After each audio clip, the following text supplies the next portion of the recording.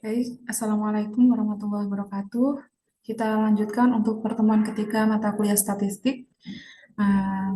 Teman-teman sekalian, silakan ya yang belum mengerjakan tugasnya yang di distribusi frekuensi bagian satu, silakan dikumpulkan di LMS masing-masing. Nanti pada saat UTS, saya akan kalkulasi semua nilainya, nilai tugasnya kalian masing-masing ya. Nah, baik teman-teman, melanjutkan analisis distribusi frekuensi. Saya coba share dulu. Hmm,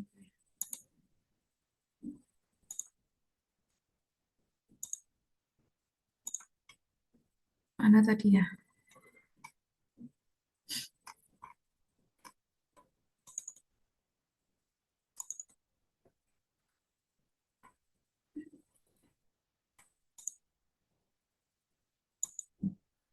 Oke, analisis deskriptif bagian 2. Nah, jadi yang di pertemuan kemarin kita membahas distribusi frekuensi bagian identitas responden. Untuk hari ini, analisis deskriptif bagian 2 itu berisi mengenai distribusi jawaban responden. Jadi, kuesioner penelitian ya yang diisi oleh responden itu yang akan kita analisis menggunakan distribusi frekuensi bagian 2. Nah, tujuan dari mempelajari analisis ini atau perkuliahan hari ini yaitu menggambarkan karakteristik responden dari segi lokasi itu yang deskriptif bagian satu ya, mohon maaf ya. Dari segi lokasi penelitian, distribusi frekuensi dari segi umur, gender, pendidikan dan pendapatan dan lain sebagainya. Kayak kemarin itu tahun mulai usaha, lama bekerja, ya, semua hal yang berkaitan dengan angka, yang berkaitan dengan identitas responden itu tergolong pada analisis deskriptif bagian satu. Nah, sedangkan analisis deskriptif bagian 2 yaitu analisis melalui data kuesioner yang telah diisi oleh responden. Jadi, teman-teman sekalian, kalau melakukan penyebaran kuesioner itu ada beberapa hal yang ditanyakan, misalkan mengenai penjualan, mengenai ini penerapan profitabilitasnya dari sebuah perusahaan itu seperti apa. Nah, penerapan ini green atau dan lain sebagainya. Semua itu ada indikator dan alat ukur yang ingin ditanyakan atau disurveikan kepada responden. Nah, survei jawaban responden itu biasanya dalam bentuk skala 1 sampai 5. Nah, itulah yang akan dianalisis. Nah, setelah ditabulasi, pertanyaan nomor 1 jawabannya responden A itu menjawab 5 atau menjawab 4 dan seterusnya. Nah, itu dikalkulasi dari keseluruhan responden lalu dianalisis untuk diolah agar lebih mudah untuk dibaca dan diambil keputusan. Oke. Nah, tahapan dalam analisis deskriptif bagian 2 yang pertama adalah analisis statistik menggunakan software SPSS. Nah, untuk di pertemuan kali ini teman-teman sekalian sudah harus mendownload SPSS. Nanti akan saya cantumkan di link LMS masing-masing ya, di assignment nanti akan saya cantumkan biar kalian bisa download. Nah, setelah melakukan analisis menggunakan software SPSS, yang kedua membuat tabel distribusi frekuensi mengenai jawaban responden. Jadi, jawaban atas pertanyaan satu, berapa frekuensinya, berapa persentasenya, seperti itu. Dan yang terakhir, membuat ilustrasi gambar konsep yang memudahkan pembaca ataupun peneliti untuk menyajikan data mengenai mayoritas jawaban responden. Atau sebaliknya, minoritas responden memilih apa. Begitu. Lalu yang kedua, analisis menggunakan SPSS-nya itu seperti apa? Nah, langkah-langkahnya yang pertama adalah open SPSS itu sendiri, klik file, open data, ubah SPSS SAV, ya ini filenya ya, diubah pilihannya menjadi Excel, lalu klik analyze, descriptive statistik, frequencies, lalu memasukkan indikator atau item, klik statistik, centang klik continue, dan oke. Nah, itu sesimpel itu untuk melakukan analisis dari ratusan data untuk melihat rata-rata responden ini menjawab setuju atau tidak setuju. Nah, begitu ya. Saya ulangi lagi untuk tahapannya. Yang pertama diklik analyze, lalu dipilih descriptive statistik seperti kemarin, lalu dipilih frequencies, lalu kita masukkan indikator atau item. Kalau kemarin itu kita memasukkan identitas ya, kayak usia, gender, terus lama bekerja gitu ya. Kalau sekarang yang dimasukkan adalah indikator atau item pernyataan kuesionernya. Lalu klik statistik centang mean ya seperti kemarin, lalu klik continue dan oke. Lalu outputnya akan otomatis keluar di SPSS-nya. Nah, setelah output keluar, kita langsung menginput dari hasilnya SPSS tadi ya, diinput ke dalam tabel seperti ini. Nah, ini adalah contoh item ya, pernyataan kuesioner item X1.1.1. Ternyata dari misalkan ini ya 191 ini frekuensi ini total dari respondennya. Dari 191 responden yang menjawab pertanyaan ini, katakanlah misalkan pelayanan yang bagus akan meningkatkan ini ya apa namanya minat pelanggan untuk datang ke toko. Misalkan itu pernyataannya. Yang menjawab tidak setuju adalah satu orang. Mungkin dia mempertimbangkan harga dan lain sebagainya. Lalu yang menjawab ini sangat tidak setuju. Yang nomor dua ini atau skala dua adalah tidak setuju 5 orang. Yang menjawab ragu-ragu adalah 2 orang ini ya. Angkanya 3 ini artinya ragu-ragu. Lalu skala 4 atau setuju. Yang menjawab setuju adalah 96 orang atau 50,3%. Dan yang menjawab sangat setuju adalah 87 orang atau 45,5%. Nah, teman-teman dari hasil SPSS itu akan memudahkan kita untuk mengklasifikasikan ke sini ya, ke skala 1, 2, 3, dan 4 dan 5. Sehingga ketemu, responden itu cenderung setuju. Dibuktikan dengan yang menjawab setuju atau skala 4 dan skala 5 itu sangat banyak. Sehingga ketahuilah skor rata-ratanya ya skor ya ini skor rata-rata ini nanti ada ini dari apa namanya dari output SPSS-nya 4,38 ini langsung muncul dari perhitungan SPSS-nya. Jadi rata-rata yang menjawab adalah 4. Nah, 4 ini kategori setuju. Nah, jadi rata-rata responden menjawab setuju. Oke, nah setelah semua item ini terisi, angka-angkanya semuanya terisi, ini satu tabel ini adalah satu variabel dengan item yang lengkap.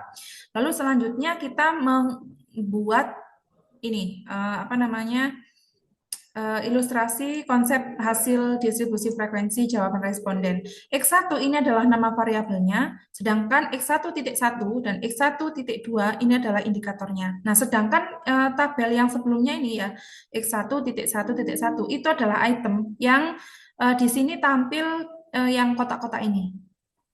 Nah, jadi mudahnya begini. Di sini ada 1 sampai 6 ini adalah indikator dari X1 dan 7 sampai 11 adalah indikator dari X2.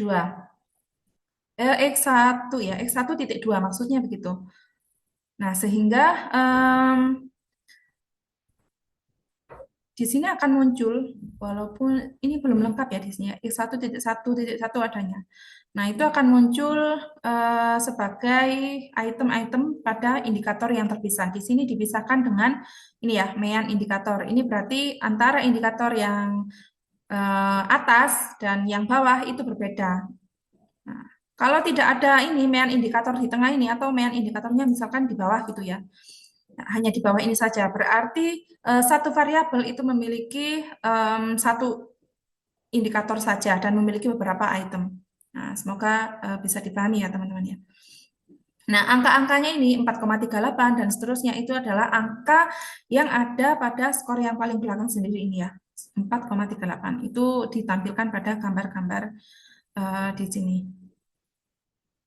Nah, itu adalah sedikit apa ya, materi mengenai cara melakukan distribusi frekuensi berkaitan dengan jawaban responden. Selanjutnya saya akan mensimulasikan, saya akan memberikan contoh ya teman-teman. Nanti silahkan dilanjutkan. Nah, nanti juga akan saya sediakan aplikasi SPSS-nya. Silahkan diinstal di laptopnya masing-masing untuk mengerjakan tugas yang saya berikan. Nah, teman-teman, ini adalah data mentah dari penelitian ya, kuesioner penelitian. Di sini ada X1, terus ada Y1, Jadi variabel X-nya itu cuma satu. Terus ada Y1 dan ada Y2. Nah, ini akan saya kasih warna teman-teman untuk mempermudah apakah X1 ini indikatornya ada berapa gitu ya. Barangkali teman-teman nanti biar tidak bingung. Saya akan kasih warna di sini aja. Warna-warna yang berbeda. Nah, kalau dilihat dari penomoran, ya, X1 ini memiliki berapa ini? Memiliki 3 indikator. Nah, indikator 1 memiliki 3 item. Indikator X1.2 memiliki 4 item. Indikator X1.3 memiliki 4 item. Nah, cara membedakannya itu setelah ini ya, setelah huruf X1 ini ada angka berapa. Nah, X1 adalah nama variabelnya, ya, biar lebih mudah ya. Dan angka 3 itu adalah simbol indikatornya. Sedangkan yang paling belakang, angka 1, angka 2, 3, dan seterusnya, itu adalah nomor itemnya. Jadi, kurang lebih bacanya seperti ini. Variabel X1, indikator ketiga, ini item ke-1. Variabel X1, indikator 3, item kedua, dan seterusnya. Gitu ya, saya rasa semoga bisa dapat dipahami. Nah, selanjutnya di sini ada variabel Y1. Nah, ini Y1, Y1.1 berarti indikator pertama. Saya kasih warna biar nggak bingung nanti bikin tabelnya ya. Y1, 21. Nah, ini berarti variabel Y1 itu memiliki dua indikator, yaitu Y1.1 dan Y1.2. Dan masing-masing memiliki 4 item. Oke, selanjutnya untuk Y2 ini agak banyak. Y2, nah ini ya, ini jangan keliru. Y2 ini adalah variabelnya, variabel Y yang kedua. Ini variabel Y yang pertama. Y2.1, ini ada ada dua item. Y2.2 itu ada berapa ya? Ini ya. 4, ada 4 item. Jadi indikator kedua di Y2 itu memiliki 5 anak atau 5 item ini ya. Y2.3 sekarang. Ini banyak, ada 5 item. Oke. Nah, saya akan mencontohkan apa namanya di X1.1 saja. Nanti teman-teman silakan dikerjakan mulai X1.2 sampai pada Y2 gitu ya. Saya save dulu.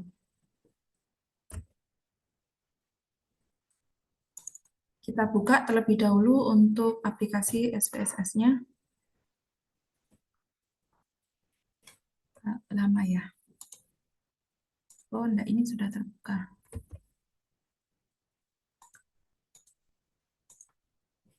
Oke, ini adalah data yang kemarin ya, teman-teman.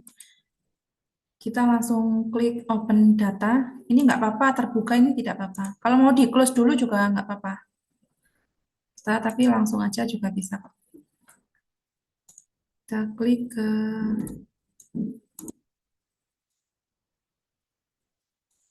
ini ya. File of types-nya selalu diganti Excel. Nah, ini dibuka, open, continue. Oke, tampilannya akan seperti ini. Ya, seperti yang di awal saya jelaskan, saya akan mencoba yang X1.1 sampai X1.1.3, berarti 3 ini aja ya. Nah, seperti yang di PPT, caranya itu klik analyze, apa aja tadi saya lupa ya. Analyze descriptive statistic frequencies indikator item. Oke, kita coba.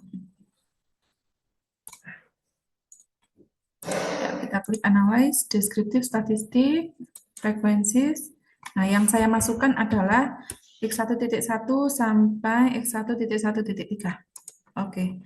Lalu klik statistik yang di samping kanan atas, klik neon, klik continue, lalu klik OK. Hasilnya sudah keluar. Nah, seperti ini teman-teman. Setiap item itu akan memiliki tabel sendiri pada output SPSS-nya. Nah, sekarang tinggal kita memasukkan angka-angka tersebut di dalam tabel yang sudah saya sediakan di PPT. Nanti PPT-nya akan saya share biar kalian nggak bikin tabel dari awal ya, biar langsung bisa ngopi yang ini. Bentar, saya copy dulu. Dulu.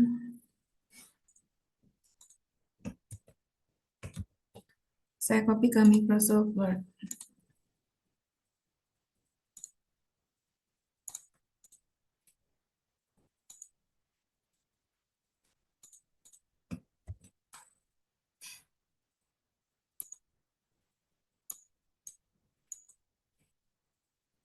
Sebentar.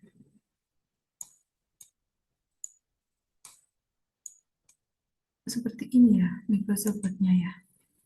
Ya, nggak apa-apa. Yang penting bisa diketik dulu. Nah, kita kembali ke hasil output SPSS tadi. Yang ini ya. Kita bagi dua layarnya. Oke. Nah, kita ke X1.1.1. Kita hapus dulu, barangkali itu adalah contoh di ini ya, di pertemuan sebelumnya. Biar nggak salah, kita hapus dulu. Oke, oh salah ini. Fontnya pakai yang ini aja. Ya udah. X1.1 yang menjawab 1. Nah, ini loh teman-teman yang frekuensi frekuensi valid ya, yang kolom yang pertama. Valid 1, 2, 3, 4, 5. Ini adalah skalanya. Nah, skalanya itu kalau di sini horizontal, kalau di tabel yang Word ini kalau yang di tabel yang di output SPSS ini horizontal, kalau yang di Word ini vertikal ke samping ya. Jadi kita tinggal menyesuaikan saja. Yang menjawab 1 atau sangat tidak setuju yaitu 1 dan persentasenya adalah 0,5. Teman-teman kalau di ini di SPSS itu tidak bisa membaca 0 eh, se ya 0 sebelum koma ya. Jadi hanya dikasih lambang titik 5 yang cara bacanya adalah 0,5. Jadi SPSS tidak bisa, sekali lagi, SPSS tidak bisa membaca 0 sebelum koma. Jadi titik 5 ini 0,5. Kita langsung aja isi. Terus yang menjawab angka 2 atau tidak setuju berjumlah 5. 5 persentasenya adalah 2,6%. Selanjutnya yang menjawab angka 3 adalah 2. Ya, betul ya. Dan persentasenya adalah 1%. Lalu yang menjawab setuju atau skala 4 adalah 96. Dan persentasenya adalah 50,3. Dan yang terakhir, yang menjawab, ini di pertanyaan 1 ya, X111. Yang menjawab sangat setuju itu ada 87, dan di sini 45,5%. Total frekuensinya ini ya, yang ada di kolom kedua, total frekuensi atau jumlah respondennya, langsung ketemu di sini 191, dan persentasenya adalah 100%. Nah, kita sekarang cari skornya. Skornya itu biasanya di atas sendiri. Nah, ini ya, di tabel yang atasnya frekuensi ini. Ada tabel yang berjudul statistik. Nah, X1.1.1, mean atau skor tengahnya adalah 4,38. Sini aja ditulis 4,38. Bentar, sorry. Sorry. Nah, 4,38. Oke, sudah. Dan seterusnya, karena di sini X1 itu cuma 3, di sini saya hapus yang 4, 5, dan 6. Saya delete. Oke. X1, ya, ya, di sini X1.1 itu ada, oh ya, tadi betul ya. Oh ya, benar, gini aja. X1.1.1. Nah, yang selanjutnya X1.1.2 itu silakan dilanjutkan sendiri. Nah, skornya ini sama, lihat dari atasnya. Berarti X1.1.2 itu 4,13. Terus bawahnya 4,34. Ini ya. Nah, begini. Nah, ini diisi apa? Mean indikator. Mean indikator adalah rata-rata dari mean yang ada di atasnya. Nah, rumusnya gampang sekali ya. Ini ditambahkan semua. Saya pakai Excel aja biar cepat ya. Ini ditambahkan semua skor mean ini.